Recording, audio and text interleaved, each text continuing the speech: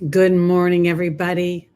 It's me, Teri Hunter, intuitive astrologer, here with your weekly readings. I'm starting a little bit early. I want to give you some backstory as to why I didn't do the live last Sunday. I live in Southern California.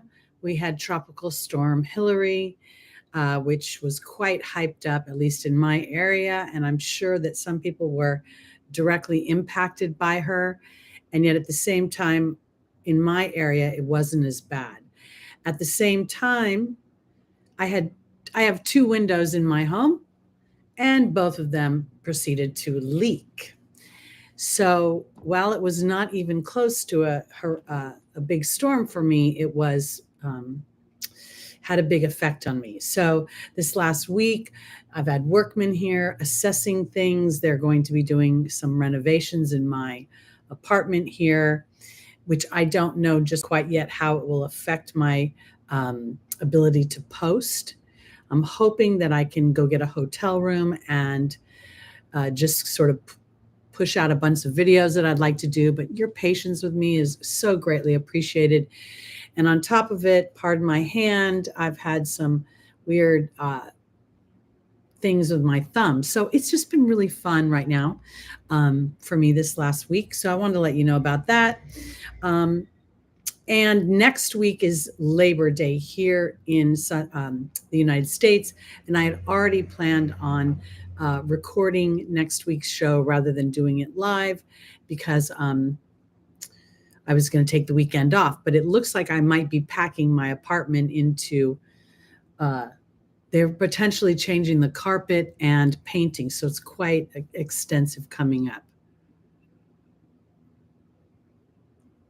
Yeah, Jenny G. There was an earthquake in I believe it was Ojai. So the real middle part of the state got sort of affected. Here where I was, really honestly, it was humid and it was all kooky, but it wasn't. El Nino's been way worse than this was for me. Good morning, Pixie. Sacred Journey. So glad you could join us this morning. So anyway, so that's what's going on. Next week is Labor Day. I'm going to take that week off. There's a potential that I could be packing up my apartment, not necessarily to move, but to squish everything in the middle. Again, if you guys would say prayers that they approve the carpet. I've been here 20 years this year, and they've never changed it. So I'm hoping, fingers crossed, we can get it all done at once and knock it out and have a nice, clean, spanky place for the holidays. Good morning, Ava. Did I say hi? I said hi to Jenny. I said hi to Pixie. Oh, hi, Taylor and Catherine. Good morning. Good morning. Okay, so, this is a pretty big week. And we say this a lot here in astrology. Oh, it's a big week. But I believe that we are in really, truly transformational times. And when I say transformational, I mean it in the way of Uranus's energy, bringing an awareness to our thoughts and a real forward way of thinking in respect to starting to connect that our thoughts and our things. And as we start to put a focus on things, we can see experiences, people, dynamics line up to either support that thought or to interrupt it in some way. So I think that this week we're going to see, actually tomorrow, Uranus is going to go retrograde, joining Mercury, joining Venus, joining Saturn, Neptune, and Pluto, and Chiron, all retrograde. And while Venus and Mercury are both going to turn direct shortly, Mercury's only retrograde for about 3 weeks, and Venus is on, I believe, September 4th, going to go direct as Jupiter goes retrograde on the same day. I really think this is an opportunity to reflect on things that we have experienced and a new direction in our lives. I really believe that Uranus and Jupiter's transit through Taurus is rewriting our beliefs, offering us expansion. And I very much want to to emphasize that Jupiter represents business and commerce. Oftentimes we think of it as foreign travel and beliefs, which is all very true, but this is a real opportune moment to take advantage of Jupiter, even when Jupiter is retrograde.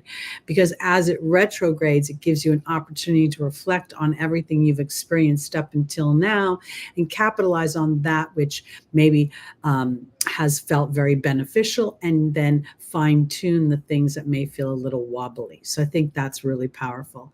And I think that it's important to, I also wanted to say this. Okay, so there's some things going on this week that I think are important. So Venus is going to be, for most of this week, stationing to go direct. So she's going to be at that 12 degrees. That's the Piscean degree.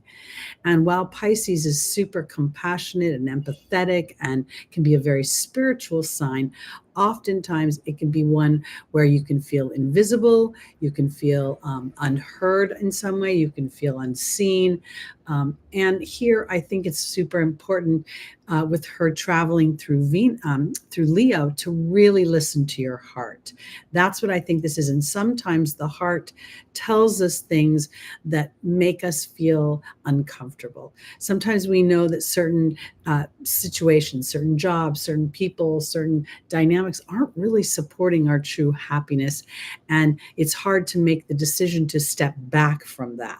So Venus has been giving us this opportunity to step back and look at what really makes me feel valued, makes me feel like I'm expressing myself, makes me feel like I'm using my talents, and really feeling a sense of I want to use the word luxury, but I don't mean it as in, necessarily rich things, because we all find comfort and luxury in different ways. It's very much a certain perspective of what you enjoy. So I think that's important to pay attention to, because at that 12th degree all week long and Jupiter is at 15 degrees. Yes, at 15 degrees. So this is our Gemini degree. So I feel like as Jupiter is stationing to go retrograde and Venus is stationing to go direct, while they're not actually having a direct conversation, they are influencing our self-worth, our beliefs, our willingness to be brave, to use our skills, and to start to maybe even think about testing the waters of a new experience that we've always dreamt of. Mars is entering Libra on the 27th. That's today. And I personally have Mars in Libra, and while I can be, I don't want to necessarily say I'm argumentative, because I don't think that's true, but I definitely will stand up for myself, and I will speak my mind. I think that also has something to do with my Mercury in Scorpio, but I believe that Mars stretches for diplomacy. Mars stretches to be known as the peaceful warrior as Mars moves through this sign. And I absolutely believe that Mars learned a lot when it had its 7-month stint in Gemini. And when it did that, it was really starting to experience how the ripple effect of Mars's actions. So now as Mars moves into Libra, it's going to meet up with the South Node, right? And so now, over the next month and a half or 2 months or so, we could experience this needing or wanting or urging from the universe to be egoless in our actions, to be aware of where we push too hard and where we can actually set an intention with our mind to have a certain experience, and then allow the universe to bring in signs and omens, or even stepping stones to guide your steps to where you want to be. Meaning this, okay, so here I'm looking at really for years, last 5 years, I've wanted fresh paint and carpet, and I just can't keep up with it. Recently, I've learned that their tenants a carpet's life is 10 to 12 years. So I've got some information to use. And I also know that if I blast my property manager with my information in a very assertive way, I don't know if he's going to respond very well. But as I allow for this journey of intentional communication, I believe that Mars is in its brave energy is going to show me a certain bravery in how I create cooperation. And at the same time, Mars and I want my own way. So that's the way I want you to be very aware of that energy, because Mars in Virgo traveling with Mercury, I think really made a warrior's mind. I feel like a lot of people were experiencing, if they weren't experiencing actual disagreements and arguments with people within their lives or their siblings or within their work dynamic, I think there was a lot of going on up here between what has been and what can be. And I credit and give kudos to Pluto's square to my natal Mars right now, which is giving me an awareness to dig deep into my own personal psychology of action and how I assert myself. So I feel super blessed right now through this square. Most people will say this is a very challenging dynamic that impacts us in ways we have no control over. But I don't necessarily agree with that. First of all, Mars and Pluto are cooperative. They both rule Scorpio.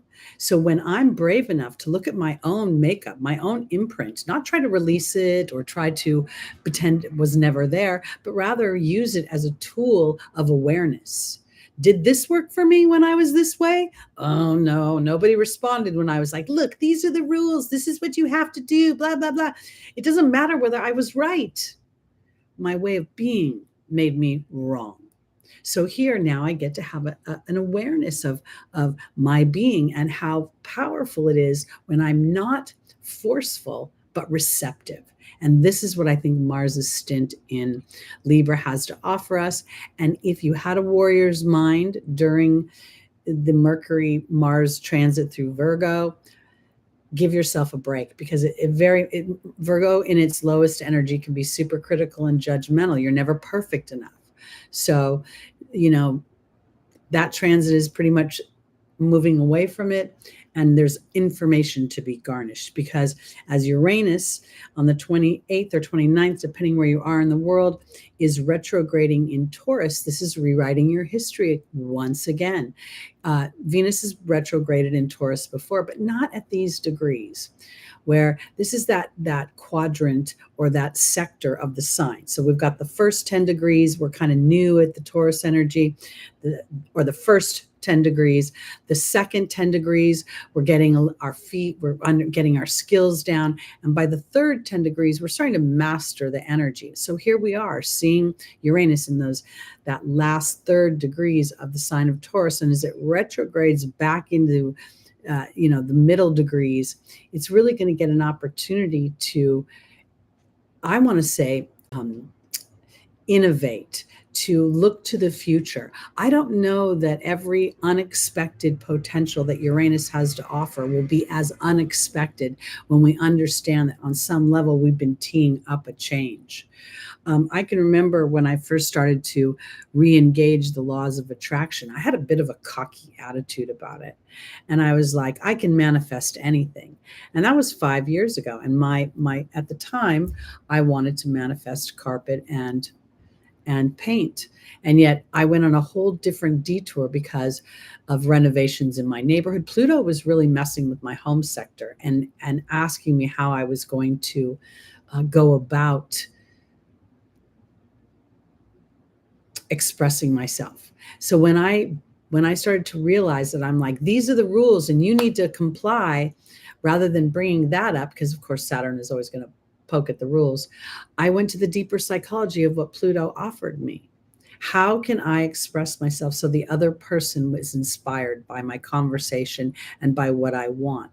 How can I be in a way that makes them feel like I appreciate them versus I'm expecting something from them? So I think this is what Uranus is going to offer you in Taurus.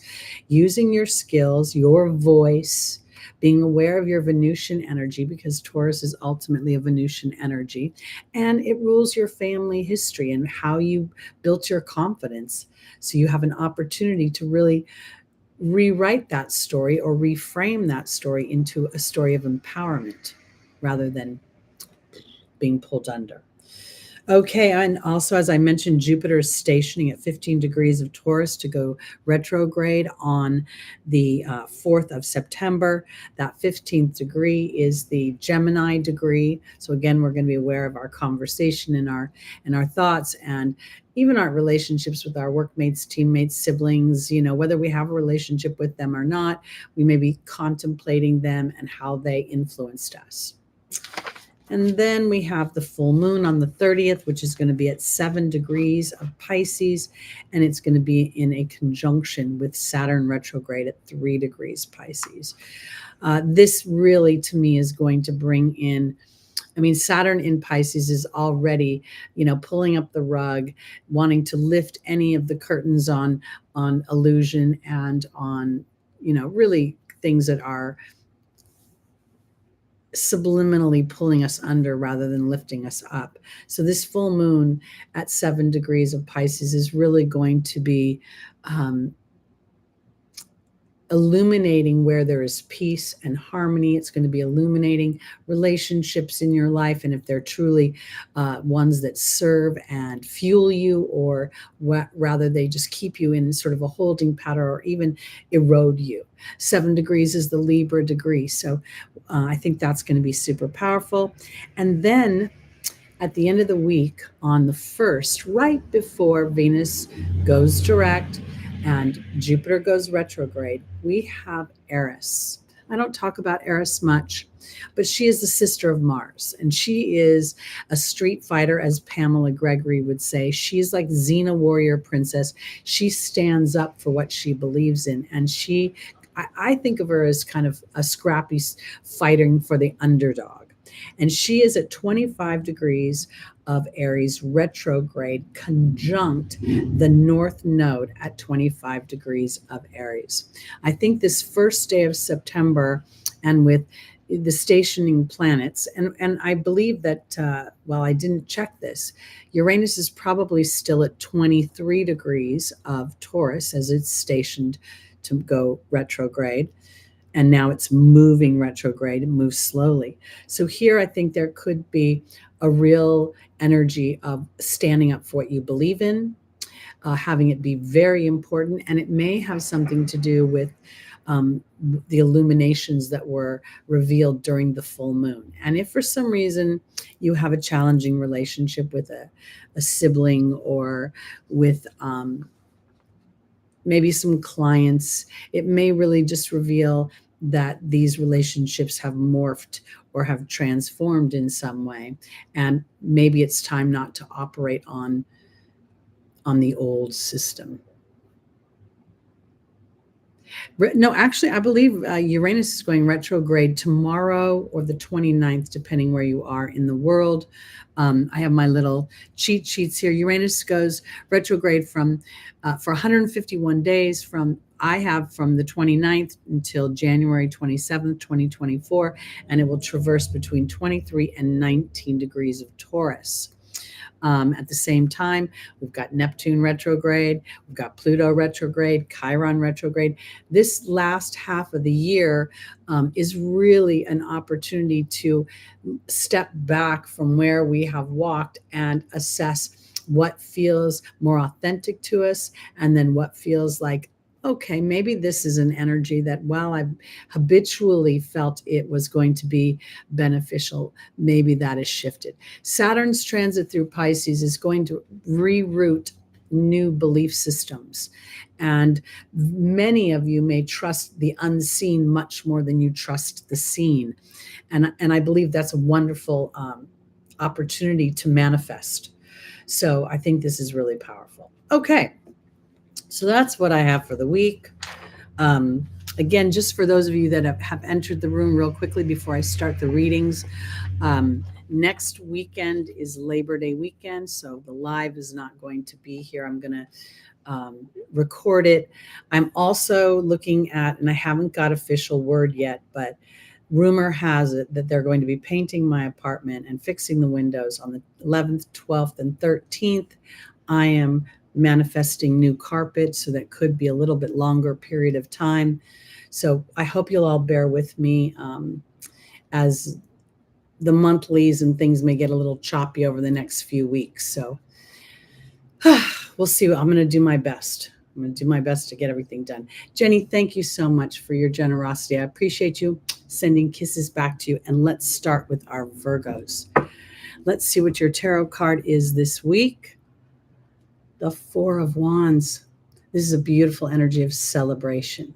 Now, we know that Mercury, which is now retrograde in Virgo and is your ruling sign, could very much in this moment bring an opportunity for you, Virgo rising, to do a review of all of the energies that you have experienced. And rather than looking at what still has to be done, standing a little bit more succinctly in what has been done. And I want to offer it this way because I don't want to make it a doing. I need to go do something physically. It feels like an awareness.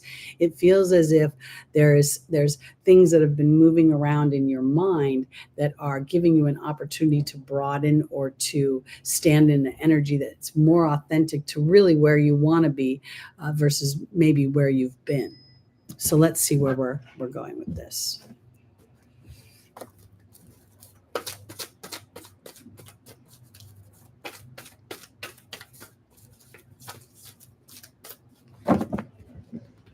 Ooh. Our first angel is Yvonne, the angel of vulnerability. The second is Mystique, to keep charging ahead and expect miracles. Aurora is saying not to descend, to keep flying high. And Sonia is telling you that you have your guides and your angels watching over you. There's something to be celebrated. And for some reason, it feels as if it's something to do with the way you've been thinking or the way you've been operating. It's like you've given yourself a new permission to think in a new way. And there's something about it that feels freeing to me. And maybe this is something to do also with Uranus stationing to go retrograde. All right, the Serpent is joining Yvonne. The Death card is joining Mystique. Aurora is being joined by the dog.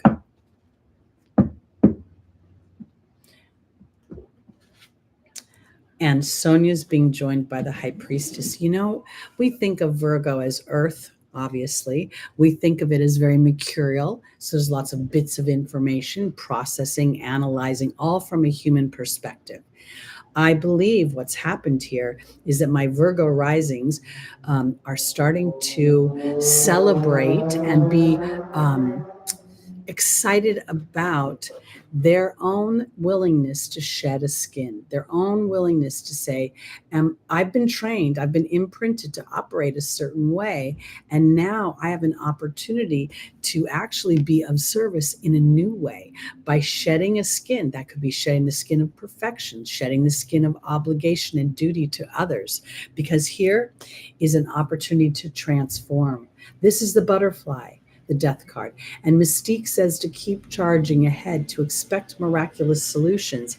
And what I think you may end up finding is that, there's this feeling with your ruling planet retrograde.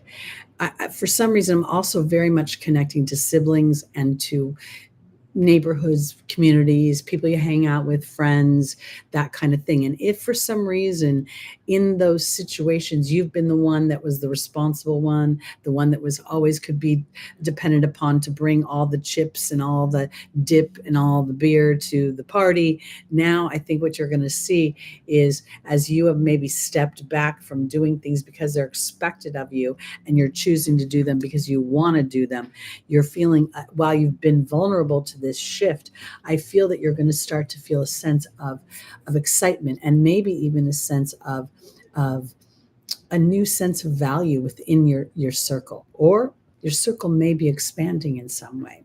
Your circle of friends may be opening up in a way that allows you to experience yourself with more freedom versus duty or obligation. Because here Sonia is saying this is your team on the other side, and here is this energy of discernment, but here I'm discerning from my intuitive body versus my mind. And I think that's ultimately what is being celebrated. And I think that there's the potential that even if you're bringing in one person, that makes you feel more aligned to a new version of yourself. And I think that's going to start to draw in more and more people that align with, how can I say this? It feels like it starts a new momentum where we're starting to rewrite the Virgo energy from being this, I've got to be perfect, to understanding that it represents the Virgin, and the Virgin has no experience whatsoever. So the Virgin is on a journey. And through that journey of compassion for self and allowing myself to discern what makes me feel good health wise versus what I'm being fed as far as is good for me, there's a lot of discerning to go on in this energy. And that's also why I think Mercury and Mars were having a warring mind. And as Mercury went retrograde and Mars moved forward, it's an opportunity to step back and to feel and see and process everything you've been through and decide if it actually works for you as the individual versus as the person of service. Hope that makes sense, because your ultimate service will be that to others as you allow yourself that privilege of grace. Grace through learning, grace through a sudden new awareness, not feeling like you should have known it all along. All right, Libra, the Two of Wands. This is very much a card of looking to the future, looking at your world. What do I want? Where do I want to go? We see that one wand is anchored into the cement. So there's something has been created. Now we're going to create something new. Now we think about the South Node traversing through the sign of Libra right now. And the South Node is in the sign of partnership and cooperation, but it's also a sign of duty in some way, because rules civic people who work in like policemen, and it rules civic leaders. So I feel as if there is a combination of Libra potentially looking to creating something new that will also allow for a greater passion in some way. And the egoless part of the South Node is while you're going through this process, if those around you that have been used to whatever you've been working through, they'll have to sort of walk the process with you. That's the way I kind of want to put it. Let's see what Spirit has to say. Because your ruling planet in Leo is asking you, what does your heart's desire? And do you have the courage to walk the path of unknowing to experience it? It's never a path of perfection. All right, Maya energy, schooling and energy, compassion from Grace and Antoinette. Azure's telling you your desired outcome will happen, and Aurora is telling you to continue on. Mars in your sign may also give you an energy of bravery. The unconscious people may feel like warring within their relationships. That's always possible. But here, especially with the Two of Wands, I feel like there's a sense of looking forward rather than looking back. Maya's being joined by the High Priestess. Grace and Antoinette's been joined by the Raven. Azure's being joined by Merlin. And the Owl is joining Aurora. Okay, so here, the schooling and education is about trusting your intuition. And Libra by nature tends to be overly cooperative, especially in the younger years when we're wanting to be socially acceptable to the people around us. We're wanting to be a cooperative, loving energy, a peacemaker.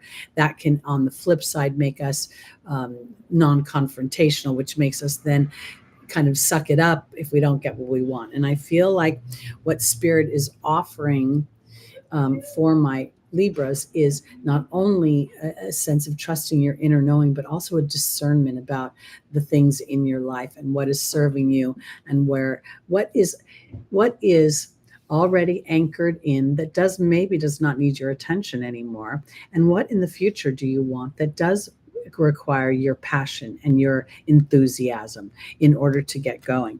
Because Grace and Antoinette is a card of compassion, and here is a timing, synchronistic events. And I believe that there's the potential that Mars's transit through Libra could be a time to take action.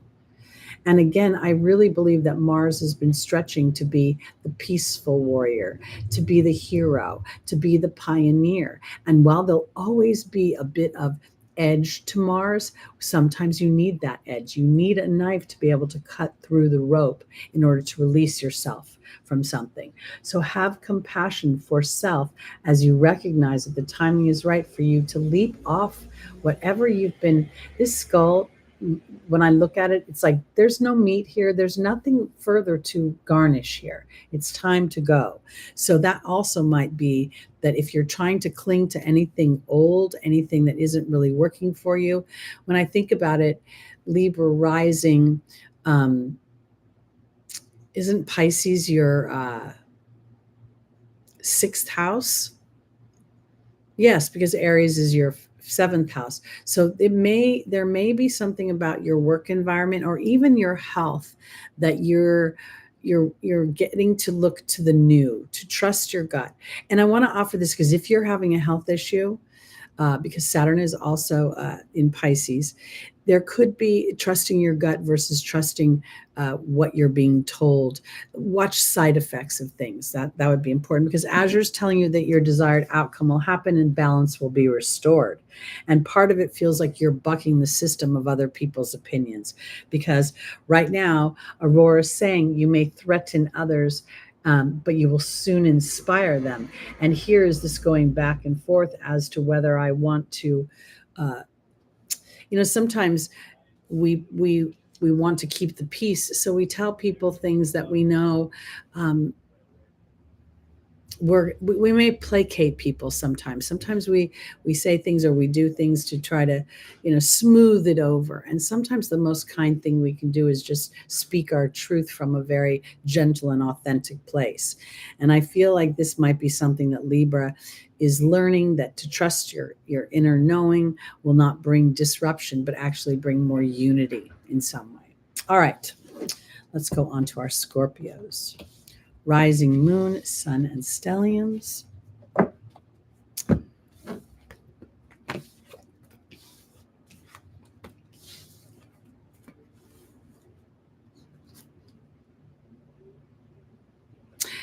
Uranus is going retrograde on August 28th or 29th, depending where you are, 145 Club.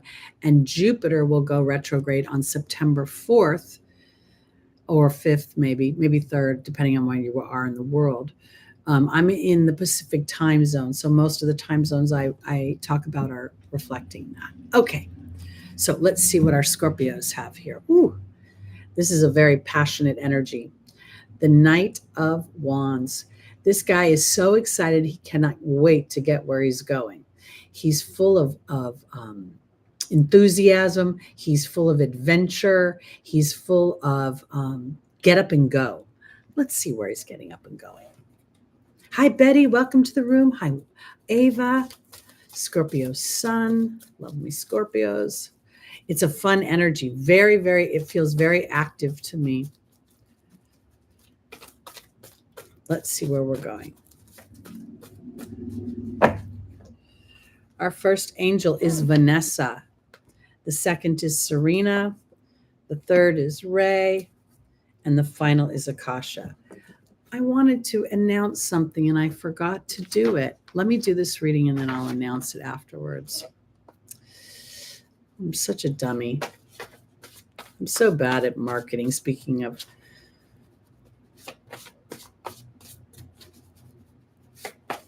When I said that, I don't know why I said that. Okay. Vanessa and the disruption card, Serena and the stag, Ray and the frog, Akasha and the water fairy. All right, my Scorpios. We got the Knight of Wands, and the Knight of Wands represents fire, represents passion, and yet there's these salamanders on the tunic. And there's a part of me that makes me feel as if this person is able to go into new environments and integrate themselves or be flexible or be, I don't want to say I don't want to make you a chameleon, but it almost feels like there's an excitement, there's an openness. And here, Vanessa talks about faith or fear and the disruption card. And I got to say that it makes me feel as if maybe my Scorpios, as the South Node traversed through your house of your sun, you've garnished new faith and new belief, and you may appear slightly disruptive in some ways to other people as you start charging towards your passions in a way that feels really enthusiastic. And I say that because here's Serena, the angel of abundance, and here's the card of leadership. And I feel with this, Scorpio doesn't really listen to other people. No offense to Scorpio. I don't want to make you sound crazy, but you've got clear ideas. And because you're such rich, deep, you see so much of the underbelly that it gives you an awareness naturally of what you want to do. So I really think that this leadership and being serene while you're walking through this a part of what's happening in your life is manifesting out of your eyesight, out of your five senses. Because here, Ray is connecting to spirit. And here, while the frog represents a cleaning of house, to me, it also is leaping off of a lily pad. So I feel as if Scorpio, throughout the last year and a half, you gained wisdom about certain things you want. And whatever planets were in the house of Scorpio would also be applicable. So let's say you had Mercury in Scorpio, you would learn things, you would have wisdoms, or you would have unearthed a deeper psychology about how you think, about how you interact with people, about how you think about your siblings. If you have your moon in Scorpio, you would have unearthed things about your emotional body, about your relationship with your mother. There's things going on that have been revealed to you that are now giving you sort of an excitement to move in a new direction. And that new direction feels as if it is strongly guided by spirit, because here here's Akasha the teacher, and here's the water fairy. And if I was doing a personal reading one-on-one, I would say to somebody, you've learned to trust your gut. You've learned that even though everybody else might say, are you crazy? What are you doing? How are you going to get there? Blah, blah, blah, blah, blah. Somewhere you're trusting your gut. And in doing so, I think you're going to find even more power, more enthusiasm, more excitement about that process moving forward. Because I think you're going to get into a momentum where you can see almost an exchange of energy between you and spirit.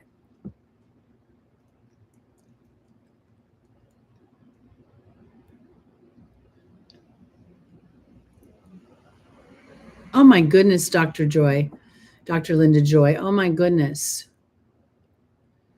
Lots of stuff going on with you. Wow.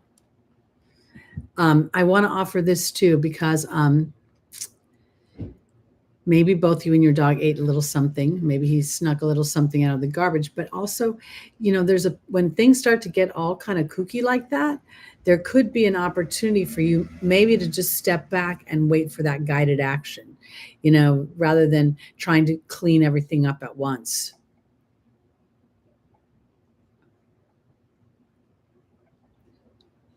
Okay. All right. Let's go on to our Sagittariuses. Hey, DJ, good to see you.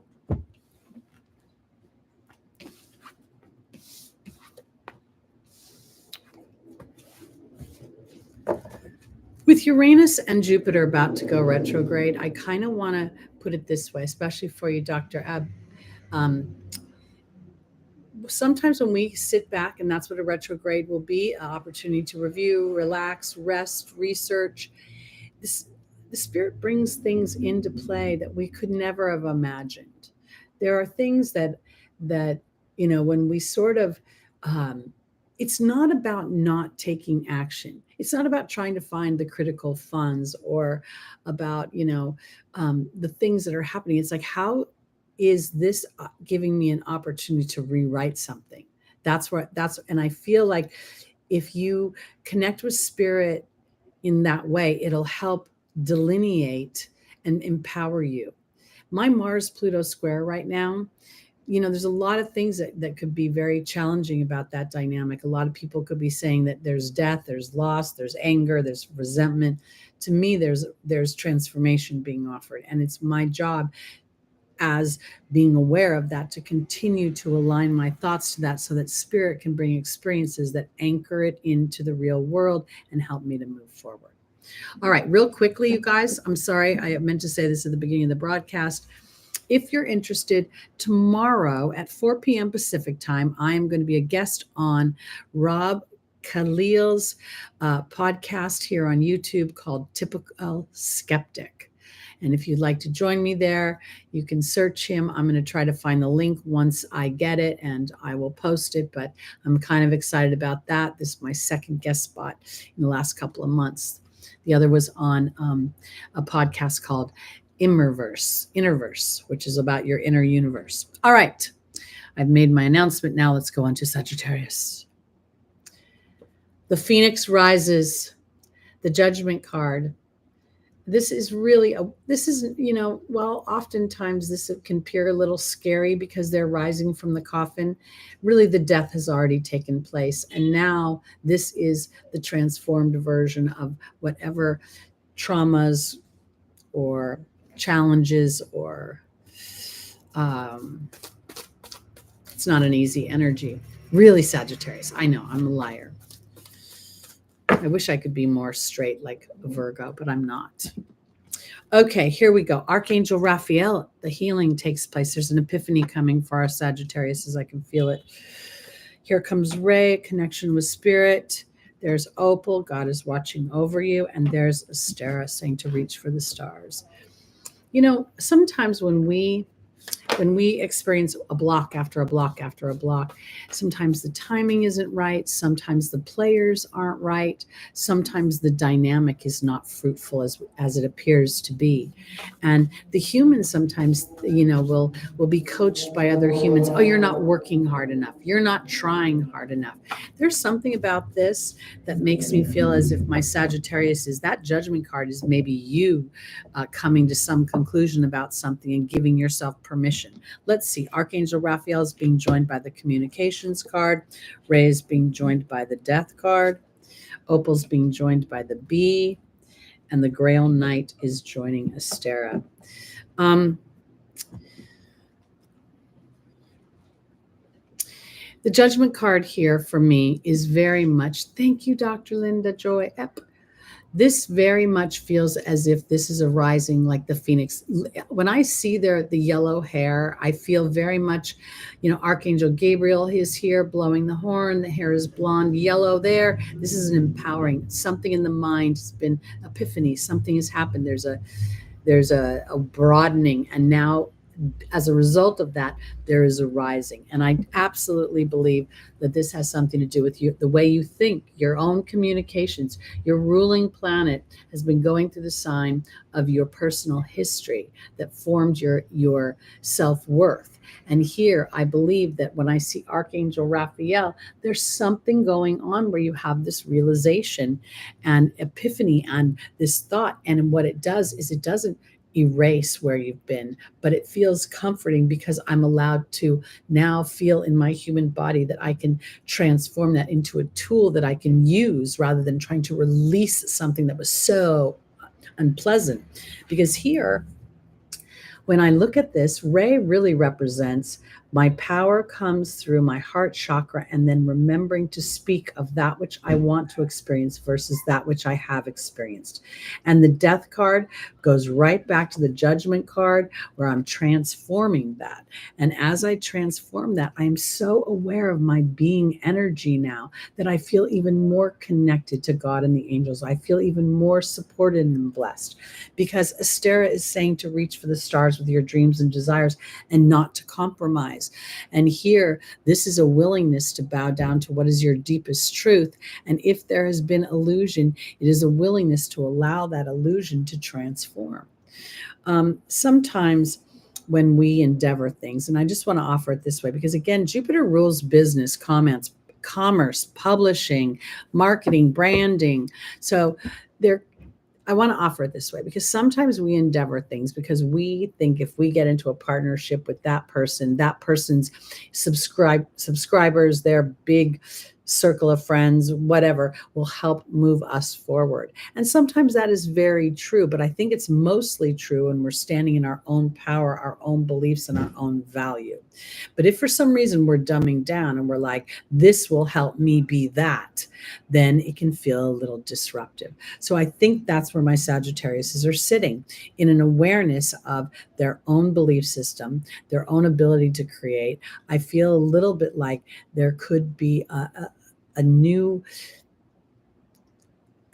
version of however you are moving yourself forward professionally, that you may either add something or contemplate a new dynamic, or even start to rearrange how you do things that suit you more succinctly, that support you better. And this feels as if it actually brings a rise in your professional life versus a whatever that means. Hope it makes sense. This also, I want to clarify for my Sagittarius, is that as I tune into this feels as if it's something that's already been in play, something that you've already been working on. It does not feel like a new endeavor. So you may end up finding out that certain people you've been working with aren't, you're not aligned anymore, and maybe it's time to go separate ways, or you have the opposite. You have an epiphany. Oh, this would be great to work with a person. So be mindful of that, and then trust that real deep gut intuition.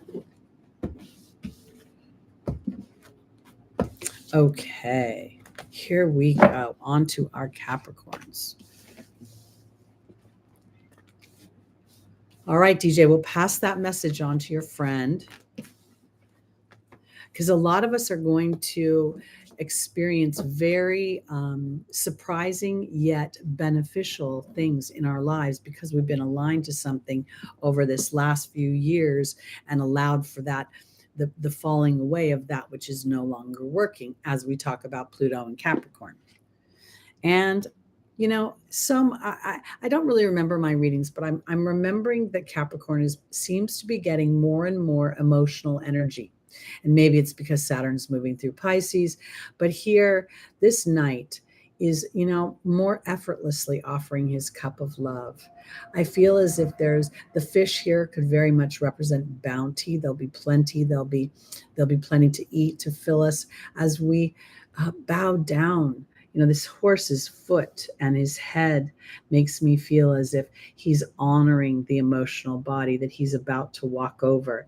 I feel as if the knight here is now connecting his thoughts with his emotional body, and working very intentionally to create a new situation. Okay, and that new situation is to rewrite, from duty to excitement for something, to want to do things because I love to do them, because they give me passion. And that's where the Capricorn energy is beautiful, because it has the endurance and tenacity to walk through an unknown energy, to walk along the path of, okay, let's just get it done. I don't need to see the results just yet. So let's go. Our first angel is Isaiah. It's time to give life to new ideas and new situations. You're being protected. Archangel Raphael is there, offering a balance. We have Caressa. You're at the end of a life cycle. And Isabella saying, yes, the timing is right for this new venture. And I think the venture is following something you love. Oh, that's great, DJ. I hope your friend is going to enjoy that chapter. All right, Isaiah is being joined by the Wind Fairy. Archangel Raphael is being joined by the Hawk. Caressa is being joined by the Forgiveness card. And Isabella is being joined by the Protection card. I very much think this is about Capricorn really being more aware of where they are taking action, because there's passion and enthusiasm and excitement from an emotional level. Your emotional body is your true north. Absolutely 100%. And as you become aware of that, and not the darkness of your emotional body, but if for some reason you're in a shadowed period, then this could very well indicate that you're not following your heart. And here, Capricorn, this has been Pluto's gift to you, because Isaiah is saying you're being protected as you've given life to new thoughts. And we see the wings on the top of this helmet, which gives me a feeling of protection of my thoughts as I offer my cup. Then we see Archangel Raphael. The healing, the balancing comes through some sort of awareness and epiphany. And then we see that you've been paying attention to the signs and the omens to support this balancing. I don't like the word healing. It makes me feel as if we're broken.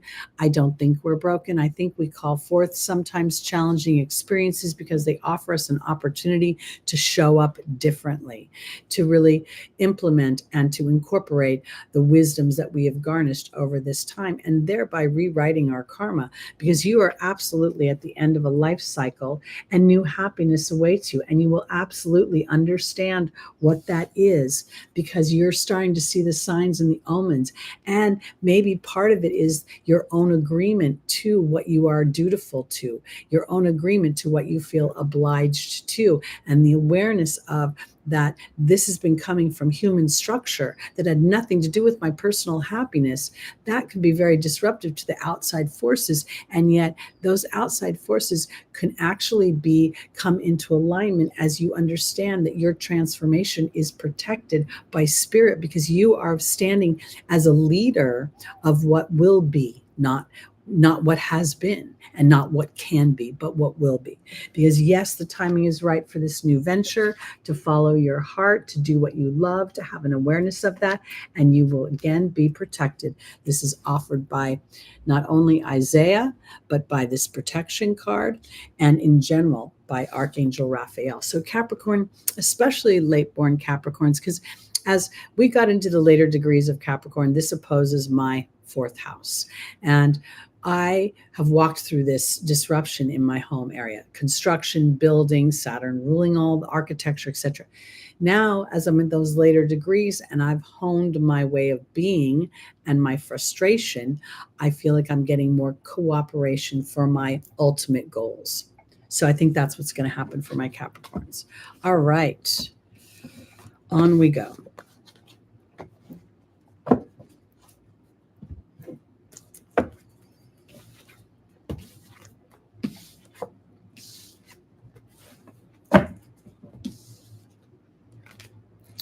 Okay, here we have, for our Aquariuses, this is the Six of Cups. I'm sorry, Six of Pentacles. And this is a card that's very interesting because it looks on the onset as if we are going like, oh, will someone bestow me? Will I be the benefactor or the beneficiary of a benefactor? And then we see the scales of justice there, the Libra energy. And we know that Libra represents air, and air represents our mind. And so there's a part of me that when I look at this card and the character here is being bestowed the money and this one is still begging, it sort of leads me to believe, what is this guy's thoughts? What is this guy thinking? Because clearly the choice of this particular person somehow engaged this man.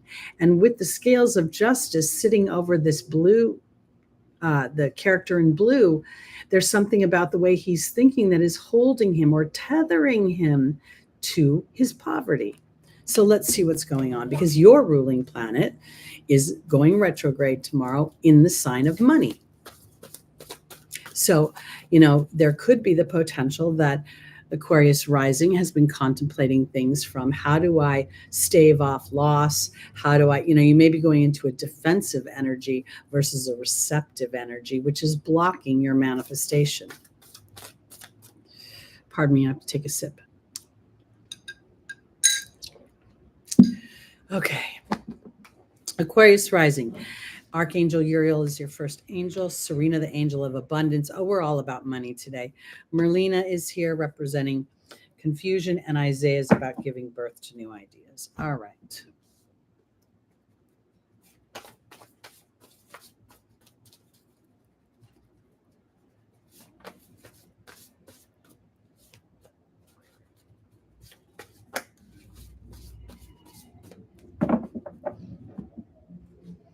Archangel Uriel is being joined by the love card. Serena is being joined by the movement card. Merlina is being joined by the king. And Isaiah is being joined by the wealth card. Okay, my Aquariuses, this is all about resources, finance, money. Jupiter is about to go retrograde in Taurus, so Jupiter is expansion, wealth, etc., and Taurus is money, and it's going to go retrograde. Uranus is going retrograde. None of this means you're suddenly not going to have any money. What I think this could mean is that if you've been focused on the challenge of your resources, if you've been focused on, oh my God, I need to do this, I need to get that, I need to blah blah blah blah blah, then you've put yourself in a vibration to to to engage the scales of the universe, the justice, the ebb and the flow. It's an opportunity for you to start to look as the person who all your resources will be provided for, because in the foundational position is contrary energy. This is anger and frustration, and this is love. And this feels like the guy in the blue tunic, and this feels like the guy in the orange tunic. So I think this is about starting to look at timing of things, starting to think in a more serene way that things come to you versus you efforting. Now, as we move into the age of Aquarius, I believe personally that we will become very aware of our thoughts, our things. We will start using them as the tools that they are, and we will start really focusing. And there will create a discrepancy between those that are still thinking things happen to them and those that are aware of this. So I believe that as an Aquarius, what Spirit is telling you, because this is about money and serenity in money, and that what you need in the way of resources will be provided for you. But there's also this it's not in your hands right now. There's a part of you that gets to have the universe start to move things around. And if the retrograde brings what appears to be backward motion, what it is actually going to do is bring in more of what I believe is justice and fairness. Because Merlina here talks about seeking expert advice, and here the king represents justice. It represents that Libra energy. And I feel as if for some reason you've been trying to create a business deal with someone, or you've been trying to create an investor, and it hasn't shown up, maybe part of it is because their energy isn't really aligned in a way that will bring a constant flow of wealth. Because as you give birth to new ideas, and the new idea is, oh, if this has been a block after block after block, maybe this is not a good situation for me, and the universe is protecting me from things I think I want that won't really serve me. Because Isaiah is saying you're being protected as you give birth to new ideas. And here's the wealth card. So Aquarius, if you've been contemplating doing something different, or maybe even expanding, your presence, your influence, or even if you're just working a regular brick and mortar job, there's something about your focus that may be in things aren't working out for me, nobody's cooperating with me. And Mercury retrograde can also make commerce feel as if it's moving backwards. I think this is a time to to assess where your focus has been, and do your best to be in what it will feel like once everything has shown up, rectified, gotten where it needs to be, versus watching a clock to see when, because that'll slow things down. And that makes me feel as if there's a great transformation in you, which liberates you in many ways from an old way of being that has tethered you to a limited amount of resources. Okay, on to our Pisces. Rising, moon, sun, and stelliums. Welcome, Matt. Good to see you.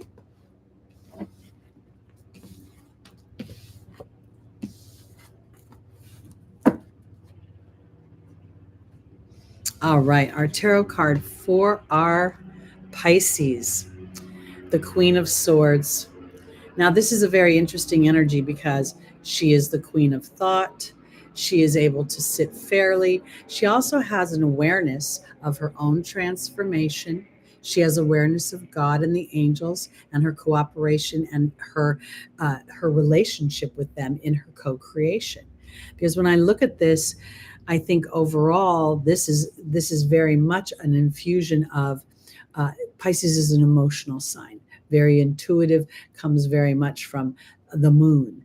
And here the Libra energy of the Queen of Swords makes me feel as if this for Pisces is about stepping above a situation, looking at it from a more intellectual way and assessing what we're going to, I don't know what the focus is yet, but this could very much kind of capitalize on the whole Saturn in Pisces thing. Is what I'm creating in my Pisces energy sustainable? Have I built on solid ground? Am I being not realistic by human standards, but realistic by spirit standards? How much do I believe? And how much is my vibration here aligned to what I want to manifest? Or am I sitting in a hope, a wish, and a prayer? Because a hope is disempowering, and a wish, while it's fun, can be a little bit disempowering depending upon our belief, because faith is our strongest tool, and patience in the timing of things. Because our job is not to be sitting here waiting and holding our breath. Our job, especially for our Pisces, is to be able to stay in the thoughts that serve what you want to experience. Okay, our first angel is Celeste. The second is the Patience card. The third is Athena. And the final is Grace and Antoinette.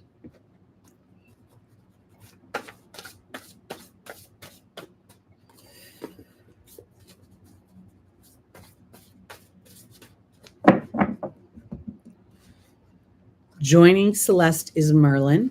Joining the Patience card is the Water Fairy. Joining Athena is the Goblin. And joining Grace and Antoinette is the Hawk. All right, something is very much in process for my Pisces. You know, we're going to have a Pisces full moon on the 30th, which is going to reveal information, and it's at the Libra degree, 7 degrees. So I really think my Pisces are being encouraged to assess and be fair and to be just in their thought process.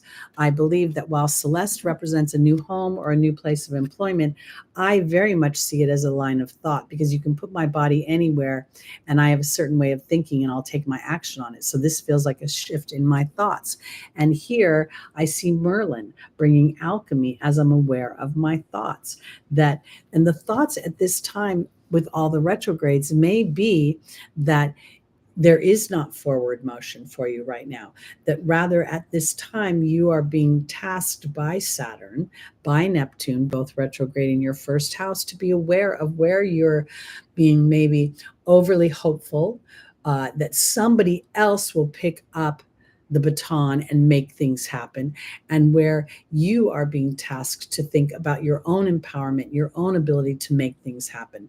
Because here is the Patience card, which is about observation, and here is about your feelings.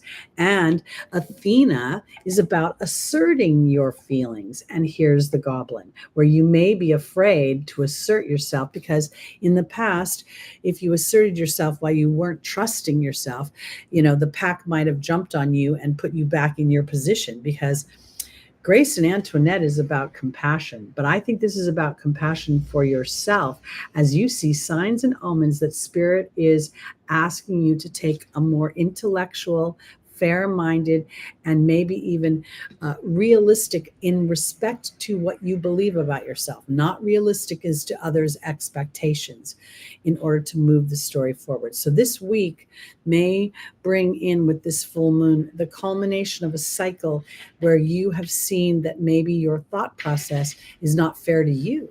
Maybe you've been working too much or too concerned about another party, another dynamic, and in doing so, you've inadvertently prolonged an experience that gets to be completed. Okay, let's go on to our Aries.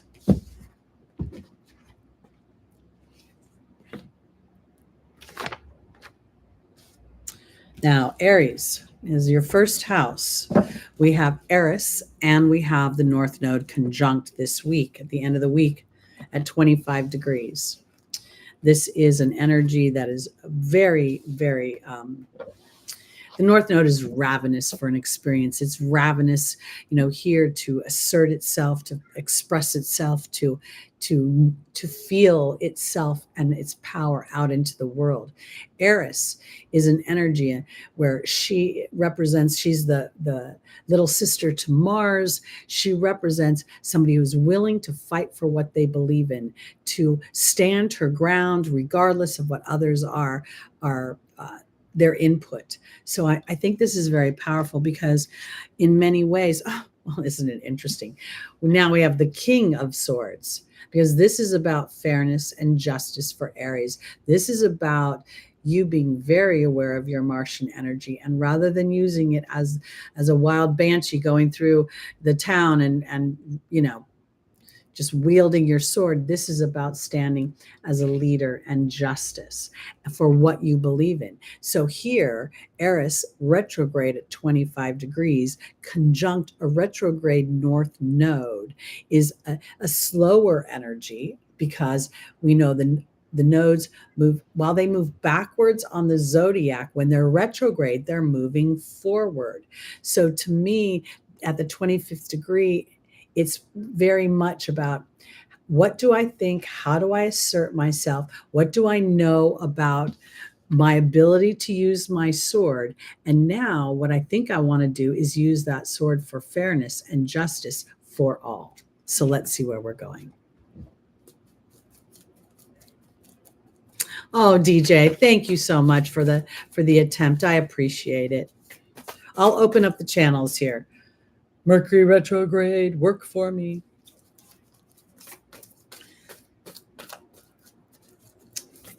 All right, here we go. Aries, our first angel is Maya. The second is Rochelle. The third is Indriel. And the final is Ray.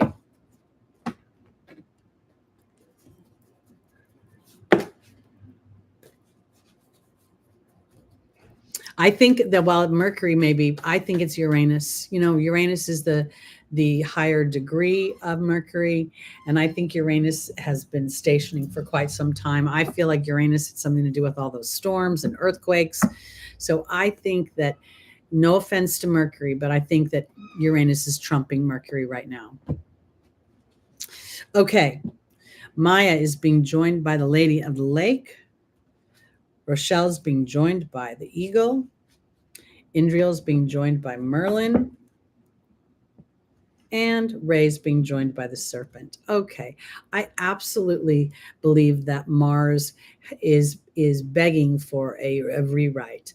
There is when I watch some of the scientific shows, I watched this one on Jupiter, and as it went through the whatever the belt is, it's the Kubler belt. Many, many moons ago, Mars was considered a thriving planet. And then here comes Jupiter, and Jupiter somehow knocked Mars off of its axis. And as it did that, it gave life to Earth, and it turned Mars into the red planet. The reason I say all of this is because if Mars was indeed thriving as the Earth is many, many, many, many moons ago, then Mars itself has an imprint of thriving, has an imprint of abundance. And now I think it's time to start to act like a hero for my Aries, and a hero in the way that you think, a hero in the way that you act. Maya has been teaching you in many ways through experiences what your energy is like. And now is an opportunity. Here we see the sword of truth. Mars rules swords, and here it's held effortlessly, regardless of the mental or emotional storm. And that's what I think is going on for my Mars-ruled Aries. I think that Chiron going through Aries is an opportunity to transform the wound into a gift. As I have become aware of my own Martian energy, I've become very intentional, not to change who I am, but to use who I am in a way that is focused to support what my heart wants and to stand in integrity. Rochelle says, now that you honor and follow the guidance of your heart, prosperity is coming to you. And there's the ego. It not only represents integrity of self, but it also represents a divine connection to the other side that will support the wanting of your heart. Because in the angel's advice is Indriel telling you that she will bring in the alchemy, the justice, the balance that you so richly deserve. And as you, Mars ruled Aries, continue to be aware of your focus and to continue your connection with spirit. Remember your meditations. That's where your power lies. Your heart is what you should follow, not your anger, not your resentment, not who did you wrong, but how you now have an opportunity to speak of it being righted, because it's time to shed a skin. And as your ruling planet moves through Libra, this gives you an opportunity to truly balance what has come before and make it turn it into a tool that works for you rather than pushes against you. All right. Okay, on to our Tauruses. Thank you, DJ. I really think that Virgo, embracing more of that, the knave, the energies of the innocent learning and experiencing. Because if you think about it, the first 5 houses are all self-discovery in the soul and the human body. Discovery of Aries, the self. Taurus is my skills, my voice, using my hands. We go into Gemini, it's all how I'm interacting and how people are responding to me. Then I go into my home environment. Then I go into my own creative body. Then I bring all that out into the world in the Virgo energy. And I think that there's a little part of the Virgo energy that thinks when I discovered all that stuff in the first 5 houses, I should be able to, be perfect right now. And I think, no, this is where the journey just began, is really in the 6th house. Because now I'm taking all that energy up into the world in the upper hemisphere. Okay, on to our Tauruses. Oh, wow, okay. Now, when you see this card, don't panic. 10 of Swords. Not a fun energy. Overkill, overkill, overkill. This is really drama, trauma, chaos, kookalicious nuttiness. Let's see where we're going with this, because that could be a little Uranus moving backwards. Let's see what happens. Because the drama doesn't have to happen to you. It doesn't have to involve you. It may be around you. And if there is drama around you, it may be an opportunity to see if you feel that you must take action on it or you can step away from it.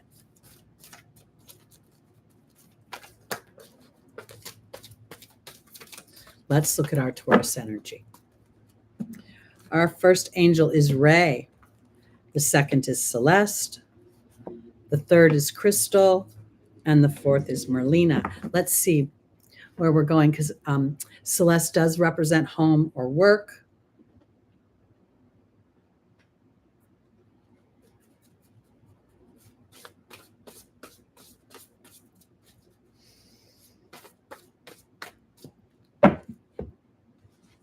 Ray is being joined by the Lady of the Lake. Celeste is being joined by the cow. Crystal's being joined by the spider. And Merlina's being joined by the frog.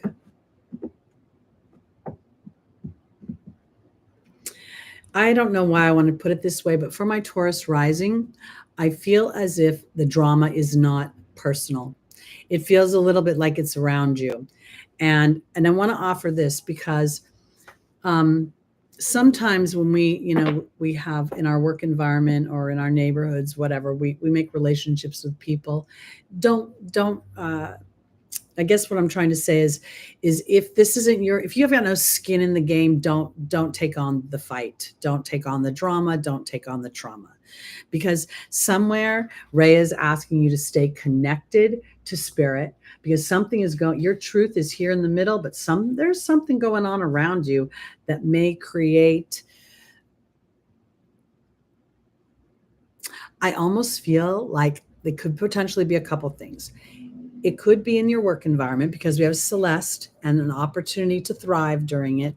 But also I want to say this, if you have people around you that are having drama and maybe they're coming to you for help, I think you might have to think about that twice, because you don't want to bring that drama into your energy.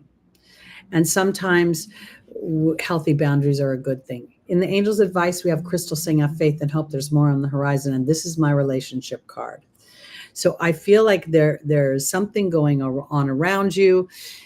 Jupiter going retrograde could, on some level, rewrite some beliefs. It could some people could take a back seat in their business environment, or the environment around them may feel like it's changing, because we have Merlina and we have the frog. Merlina represents here confusion, and the frog represents an opportunity to clean up house and to release some emotional baggage. So if for some reason there's drama and trauma within the work environment, do not get involved. Do not, unless it's your fight, unless it's your have skin in the game. I also feel as if there's something here that you feel a little protected. Well, we didn't get an angel of protection.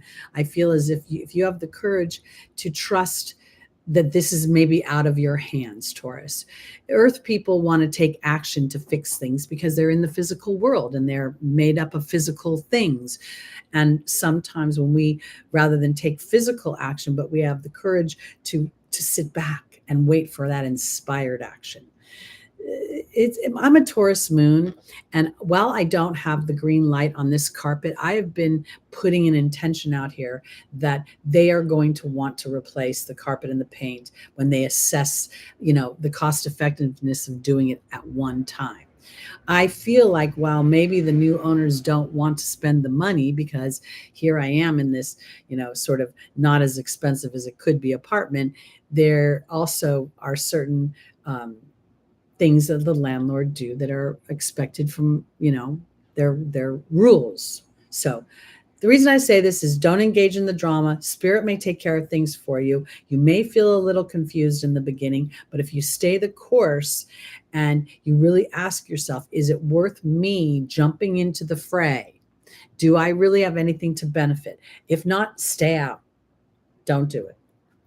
Stay out. All right, here we go. Because, Mercury retrograde could bring some weird stuff in the workplace, could bring old issues back up, could bring, someone that, doesn't do their job well, or somebody who overly depends on you. You never know what it is, but whatever it is, it feels burdensome.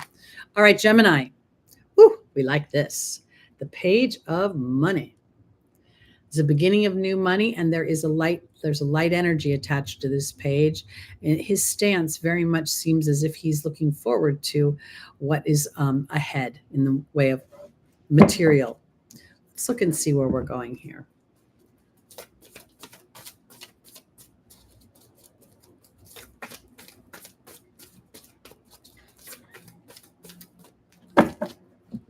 Our first angel is Archangel Raphael. The second is Sonia. The third is Grace and Antoinette. And the final is Maya.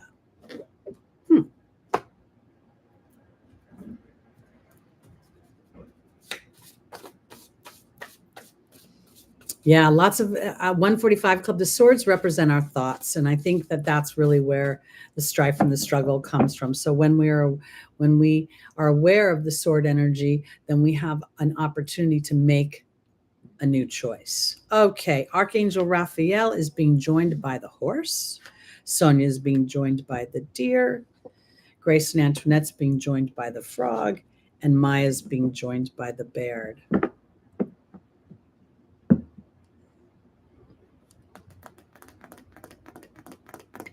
All right, this is an interesting energy right now because I believe that your Gemini could potentially be looking to the future. I love my frizzy hair because I believe Pisces is your 10th house.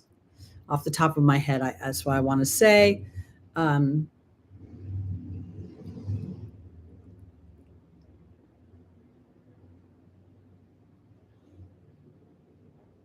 I right? Is it 10th house? Somebody help me, because I think that there's the potential that for my Geminis, there could be, when I look at the horse, I almost feel as if this could represent a previous boss, a mentor. It's very Sagittarian.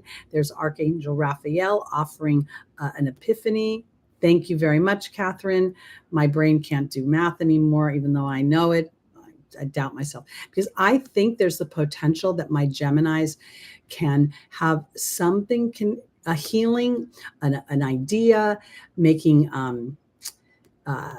more money, getting an opportunity could actually come from an outside source, something unexpected that brings, who knows if it's a side gig, but it feels like it's something that will be put into the material that will be the beginning of something. It will not be the Shangri-La end of it.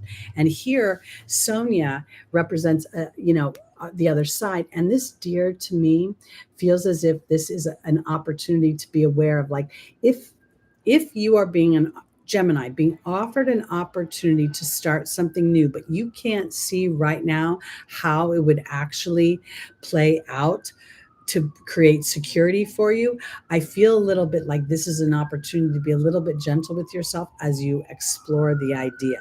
Because if indeed you have, let's say you have a day job and then you have an opportunity in some sort of side hustle to make money, maybe you're, doing astrology on the internet, or you're doing something, because Grace and Antoinette is offering you a self-compassion as you start to look for new ways to create abundance. I'm seeing this frog very much as wanting material resources, especially here.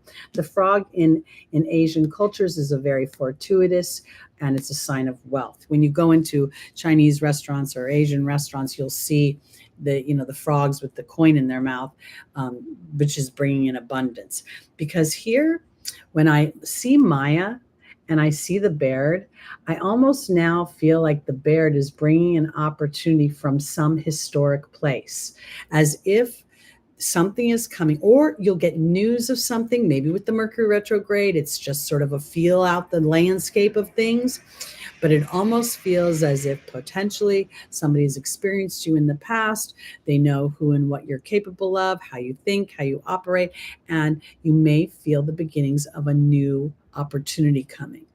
And it feels like it's just something that might bring in a little bit of excitement for you. It does not feel like it's actually producing what you're looking for right now. It's an inspiration. It's a new journey. That's the way I want to put it. Okay. I think when I do these videos, I do it in whole sign, but I more and more resonate with Placidus because my first house is all Taurus. I mean, I'm a 26-degree Aries rising. That only gives 2 or 3 degrees in the Aries in my first house. So I'm really much more a bull. Yes, inspiration. Do you see the small wildflowers I have? Can you see them both? They're little chamomiles. I've been really into my little small wildflowers lately, buying them. Okay, now we go on to our Cancers, rising, moon, sun, and stelliums. This is a card of moving away from sorrow. It's a little bit of a travel card, but it's definitely one of, we see that the troubled waters are very, very small here. And here we're being guided, moving into a new area, but still our thoughts are very much focused on what the problem is. And so the 6 is always or offer a new beginning of some kind. And if we look at the way the swords are positioned, we see 4 really kind of clustered together, and then 2 are sort of separated. So there could be part of a situation where you're starting to reconcile it, but there's another part of it that's still kind of blocking your sight. So let's see where we're going with this. Because Cancer, the late-born Cancers are experiencing a Pluto opposition right now. And this could just be another layer to deepen, or another deeper layer of authenticity to what is true and required by you to feel loved and nurtured and to trust your intuitive body. It's scary to trust your intuitive body oftentimes because it can be counter to what you're experiencing, and it can put you in a little bit of fear that if you don't hold on to what you've got, you're going to lose something. But more times than not, those subtle inspirations are actually a more bountiful highway to travel. All right. Maya is our first angel, Cancer rising. Archangel Gabriel is in the opportunity or the obstacle. Ariel is in the angel's advice, and then the final is Grace and Antoinette. We're getting that a lot today. A lot of opportunities to have compassion, not only for ourselves but for those that are not journeying as quickly as we are into awareness. All right. Maya is being joined by the cat. Archangel Gabriel is being joined by the magician. Ariel is being joined by the owl. And Grace and Antoinette is being joined by the queen. If you are a Cancer of childbearing years and you've been trying to conceive a child, please relax. Remember the challenging transits that have been going on and think about your natal chart, because there's that potential as well. We do see a child here. Do you see that little kid next to the woman? So this infers some sort of family going from troubled waters into smoother waters. So let's see.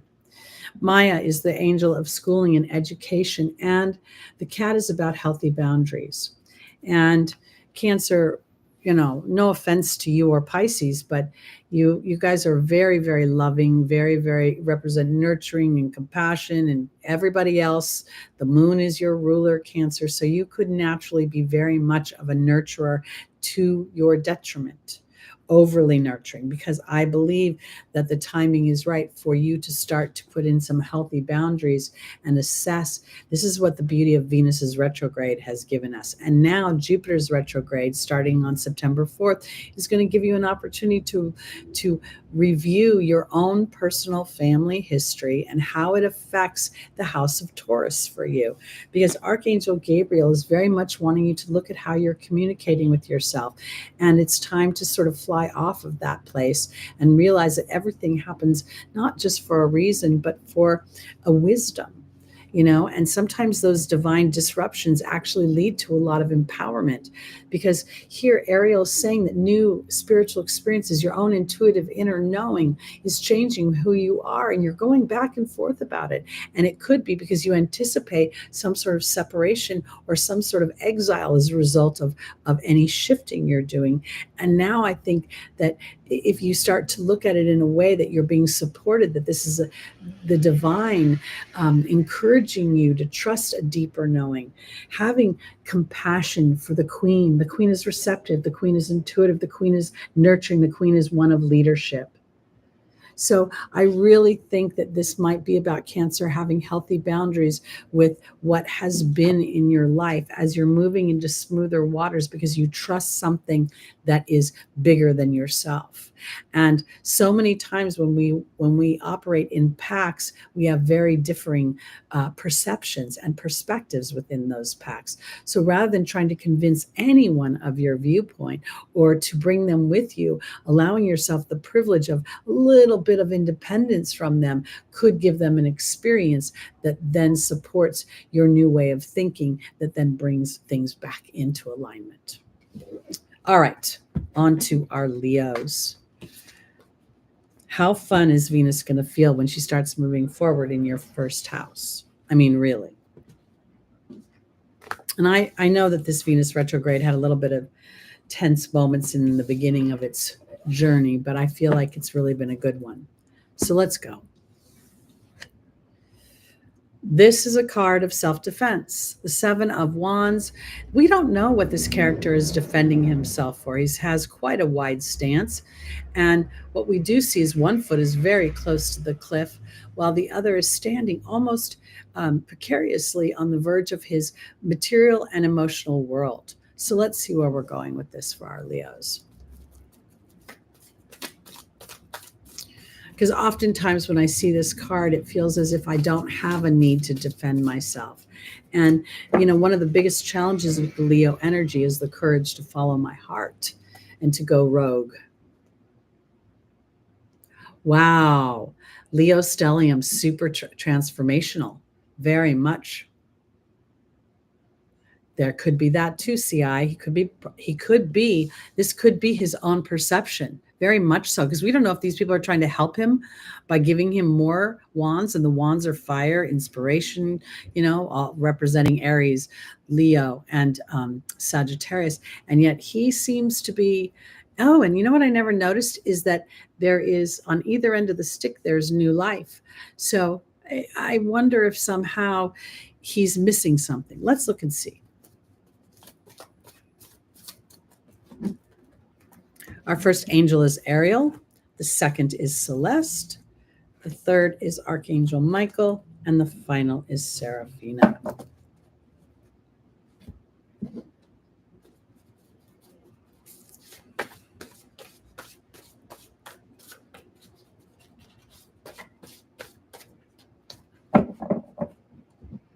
Okay, Ariel's being joined by the transformational death card. Celeste is being joined by the cow. Archangel Michael's being joined by the wrist card, and Seraphina's being joined by the goblin. Anything that my Leos are wanting to create right now, I think, Leo rules a lot of beautiful things. It rules romance. It rules the conception of children. It rules high school children. It rules creativity, and it rules laughter and entertainment and fun. And oftentimes, unfortunately, Leo gets a little bit of a bad rap about coming into a room and taking up too much space. I feel as if there are new psychic and spiritual experiences that are actually transforming this need to defend who and what you are. And I feel as if there is such an opportunity for you as you claim yourself, what you want, how you want to express your creativity, how you want to express yourself in the world. There's an opportunity to experience abundance. And I think this is both the abundance of support from friends and colleagues, as well as material abundance in the physical world, because Archangel Michael is asking you, do you have the courage to bet on yourself? Do you believe enough in yourself? Have we facilitated enough experiences for you to believe in a bigger picture of things? Because at the final position, Seraphina and the goblin are here, and I believe that spirit is offering you happiness. And while this can represent a new addition to your family, I believe that here this is about Leo having an awareness of where their ego, when things don't happen fast enough for you, when they're not happening in your timing, are you negating the situation in some way? Are you willing to allow the transformation to happen in spirit's time? Sometimes, especially in partnerships and Venus ruling partnerships, going through the house of romance, you may feel as if everything is going backwards and things aren't really moving forward. But that backwards motion gives us an opportunity to step back and to capitalize on what is working versus where I have been inadvertently purporting the same behaviors and expecting a different result. When we're in a place where we're feeling like we're defending ourselves, we may want to get over it fast. We may be like, look, I've shown you patience. I was patient for a whole week. I let you be you or do you. And then, all right, let's get back to normal. So my point is this, is that as Leo has a greater awareness of their environment around them, and they're more aware of how spirit is allowing them to sit in an inner knowing versus an outer seeing, I feel like you're going to be able to put your ego aside in such a way where it'll be like, well, rather than edge God out, I'm going to say where God, something's going on that I can't see. So I'm going to trust the pause if there is one. Again, we've got 5 planets plus Chiron retrograde, not to mention the nodes and Eris. So here, that spirit could be making something much more pleasant happen. And as you're more willing to allow your ego to step aside, so spirit can come in and create a transformation for you. And if for some reason you are a Leo of childbearing years and you've been trying to conceive, again, I want to call to the transits and ask you, if you were a soul, would you want to have some of these transits in your chart, or would you maybe want to wait for Pluto to move into Aquarius and Saturn to move along, and some of these other things? So when we conceive a child, 9 months later they're born, there is the intention for their life path. So sometimes, when we see these challenging transits, we can then have a compassion for ourselves and for the soul we're inviting in, or for the experience we're inviting in. I want to offer this. There is no need to defend yourself. What you want, Leo, in the way of self-expression and enjoyment, this is a great opportunity for you to stand for that and hold space for it. Aries is your 9th house. The North Node is traversing your 9th house, rewriting your beliefs in yourself. And I think Eris right now, being in conjunction with the North Node, is about standing your ground for what it is you want, rather than defending yourself, standing in leadership and in connection with spirit. Okay, that's it for today. Um, As I mentioned, I'm taking, and Small is taking by default, next weekend off as it is a holiday weekend. I am going through some apartment renovations. I don't know the timing of it. I don't know when it's happening. It's supposed to happen in the next couple of weeks. If I indeed go to a hotel, I'm going to do my best to do a lot of recording during the hotel visit, but I'm not sure about the live on the 10th. So I will keep you posted. Please check the community board where I'll put a notice as to what's happening. Hopefully they'll get everything done, and by the middle of the month, I'll be back in the house and everything will be back together and course corrected. And I'll have new carpet and new paint. So please hold space for that because I really want new carpet too. Okay, everybody, thank you for being here today. Sending lots of love and light to you. And as always, peace out.